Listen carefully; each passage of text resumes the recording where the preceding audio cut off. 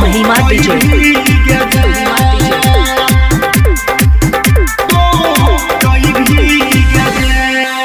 कथी खइले गछौरी से गेले पतराई अन्ना लगा में दै छियो एगो गेदाबाई सच बतिया कहै छियो पातर छौ देहिया तगो तै भी गेजेन त खइ भी मलहा के मछरी तमो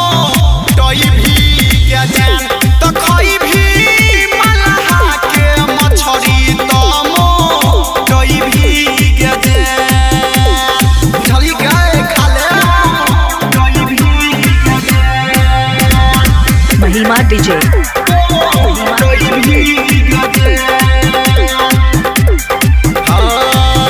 ठंडी में गरम करत गरमी में शहरद करत सुन गे पातर की कैम धक धक गे तोहर पूरा करत पूरा देहिया तोहर गोरई तौगे तोर जवानी के भाव बढ़ जाई तौगे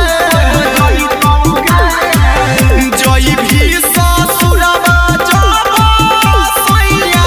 के बाजा में सुतई भी गजन त खई भी मलहा के मछरी तमो टई भी गजन त खई भी मलहा के मछरी तमो टई भी गजन बुझली गाय खाले टई भी गजन महिमा डीजे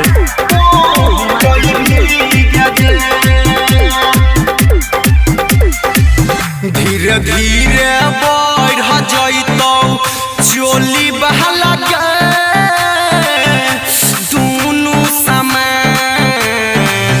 तब करतौ रोशन तोहर जवानी के छौरी ने मान छौरी ने मान सोभी दया बबलू कहौगे राधवीने संग में रहौगे सुमनया नवल सरम मितले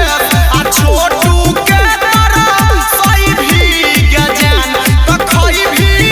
मलहा के मछरी तमो टई भी गजन त खई भी मलहा के मछरी तमो टई भी गजन दवाइयों से ज्यादा काम करतौ।